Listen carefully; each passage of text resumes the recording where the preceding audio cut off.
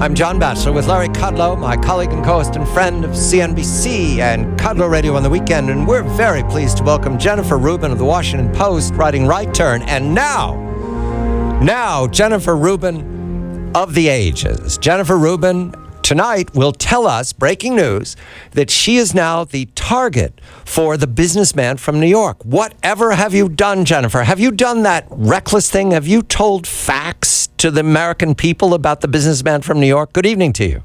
Good evening. It's always a pleasure to be here. Well, I join many esteemed colleagues in the media. I joined John McCain in being called a dummy by Mr. Trump. So I think his words and mine speak for themselves. But I will say that as a result of his insult, I have about 300 more new followers right now. So was there an incident, Jennifer, just because you write for the Post? Did something trigger the attention of the businessman from New York? I think it might have been something along the lines that I suggested that his stunt in holding CNN hostage for a $5 million donation to charity might be a ploy to get out of the next debate. He seemed not to like that suggestion. He didn't deny it, by the way, but he didn't like it, I think. Jen, I'm glad about the 300 new followers. I know, isn't that great? I think that's great. I must say that Donald Trump actually praised me twice in the CNBC debate about taxes, because I do rather like his business tax cut plan. So well, I would worry about that. I don't know about you. His business tax, Larry, it learns from your direction these many years. So whoever wrote that document up was very keen, knowing you would be in the room, to include you in the shout-out. I was covering the debate. There are many things with which I disagree regarding Donald Trump's position, and I suspect Jennifer and I may agree on many of those things. But regarding taxes, I think he got the story basically right. So, Jen, I'm going to quit while I'm ahead. There you go. Now, Jennifer, because there's not more than a paragraph to mention of the businessman from New York, we move on to a column you published today of great interest, because while climate summit does not poll at all well for the Republican primaries, and I don't think for the general election, the Affordable Care Act, Obamacare, polls very well. And you published today that it is not only an advantage for the Republicans, but a negative for the Democrats. How so? Well, I think what we've observed over the last few weeks, that we're essentially entering the death spiral. We have co-ops failing. We have the largest insurer potentially pulling out of the exchanges. You have rising insurance costs for those who are in the exchanges. All these factors together are percolating through the media, and of course they're being experienced by the American people.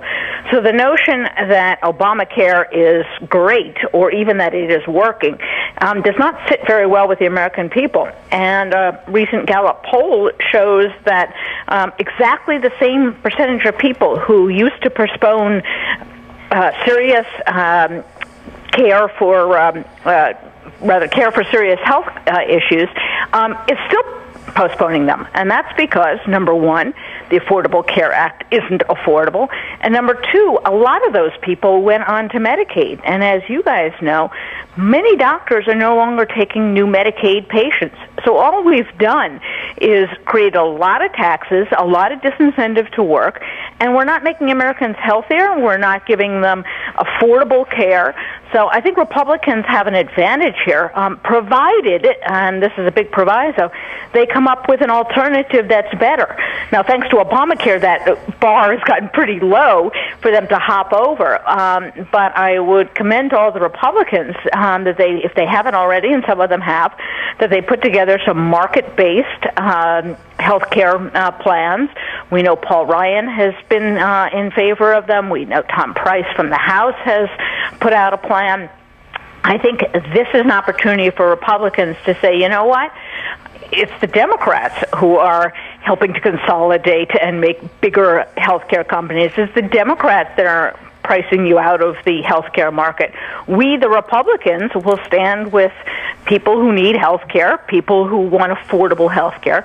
So it's a giant opportunity for Republicans, provided they walk through the open door.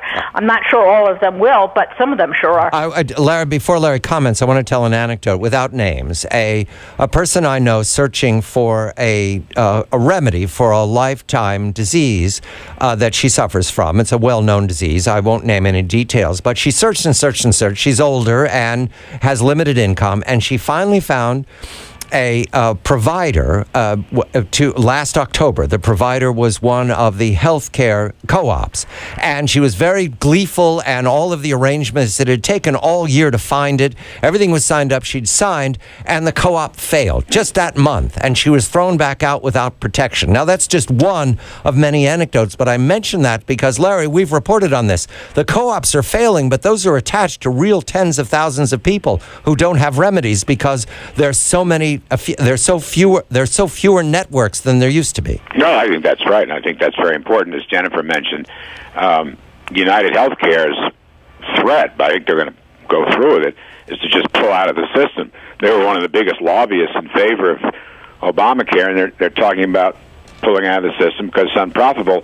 You know, first of all, I think the GOP should really be talking much more about Obamacare. Okay, it's a healthcare disaster. It's also an economic growth disaster, causing job losses and part-time workers who want full-time. Very important. Secondly, this issue of Medicaid. Everybody is being dumped into Medicaid because companies do not want to pay the additions.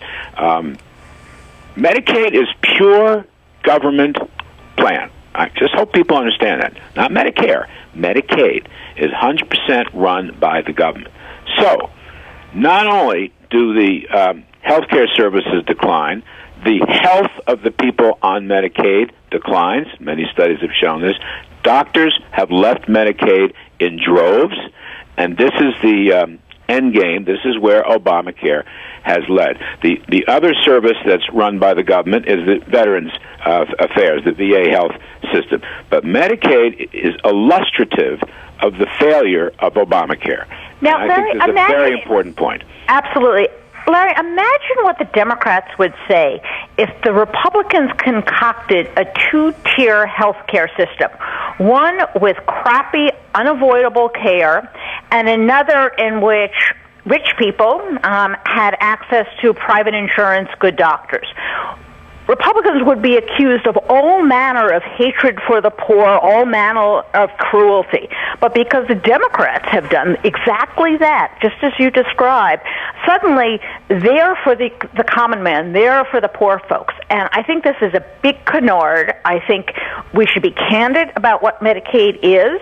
We should be candid about the level of care. We know from, for example, the Oregon study that having Medicaid does not improve your access to health care. As you know, Medicaid is the insurance, but care has and will continue to be available to people under federal law. It always has been. And I think Republicans have to stand up for people who, number one, are lured into a life of dependency because of the steep marginal tax rate if they get off of benefits and they get off of subsidized health care. Number two, the cruddy care that they are getting. And then third, that this is a gigantic cesspool of waste, of fraud. That money, even if we weren't going to put it back in the American taxpayer, as you and I would suggest, we could be doing something really constructive with it, like rebuilding our armed forces, or like using that money to pay down the debt. There are many, many things that we could be doing with that money, and instead we're throwing it into a rotten, cruel system. And I agree with you entirely, Larry. Why Republicans aren't talking about this, I don't know. And the other thing is, John, as we discussed in prior weeks, the pricing system is now being taken over by the government. So we're setting price controls. And as we should have learned, I think, down through the decades, when you set price controls, you limit profits, and you limit choice, and you limit investment, and our whole system suffers. The Independent Payment Advisory Board, IPAB, is the root of most of this evil. And I don't know, I don't understand why the Republican Party, which runs both houses of Congress, has not moved to strike IPAB out. Just take it out, okay? Now, you can do that through reconciliation and 51 votes. You can do that any number of ways. If the president wishes to veto that, fine. He'll have to explain his veto. But IPAB is contributing to the demise of the whole American healthcare system, the whole pharmaceutical system, and soon it will impact the biotech system as they become prisoners to these price controls. This is a catastrophe, wrecking American healthcare. So I don't know where the GOP Congress is. And Jennifer, there's your observation that the American people will respond when and if the Republican candidate speaks to these matters, because they're having primary experience right now of healthcare being a tangle and a mystery. Yes, I think Republicans have this reflexive attitude that they don't want to talk about these issues because these are Democratic issues. Well, they shouldn't be Democratic issues. The Democrats have made a mess of it. They should be Republican issues, and we should be doing something to actually provide or make accessible to the American people affordable health care. It's very interesting that Obama administration began with the premise that we were going to have extended coverage through the private sector, keeping your doctor, improving the health of the American people. None of that has come to pass. There has been no accountability for that whatsoever. And if nothing else, why aren't Republicans having oversight hearings? As you point out, Larry, they have control of both houses of Congress. Apparently they are going to put something through on reconciliation, but that's what oversight is for as well. To have hearings, to point this out, to make the case, to look at the effects on poorer Americans. Where's all that? They haven't even done that much. There's a lost opportunity here, but it's just so important. I mean, health care is a big deal. And I agree with you that Republicans can seize the high ground. It's one of many places. 60 days till Iowa, Larry. 60 days. Acted legislatively. 60 days to Iowa. 60 days to Iowa. We want the candidates to speak of these matters. Right. 60 days, and then we're into New Hampshire and territory. Jennifer Rubin. And I read the quotes here because Politico's got a piece up I recommend to everybody. Jennifer, you're looking really good here. Politico quotes the businessman from New York. Highly untalented wash post blogger Jennifer Rubin, a real dummy, never writes fairly about me. Why does Wash Post have low IQ people? Goes on, says the businessman from New York. The most obvious, to quote more of these, but I won't read any more. Jennifer, I congratulate you for this towering observation from the businessman from New York. Jennifer Rubin, the highly talented Washington Post blogger who writes Right Turn all the time and is writing about the Affordable Care Act, something the American people and the Republican Party care a great deal about, not the businessman from New York's vulgarity. Larry Kudlow of CNBC and Kudlow Radio on the Weekend. I'm John Batchelor.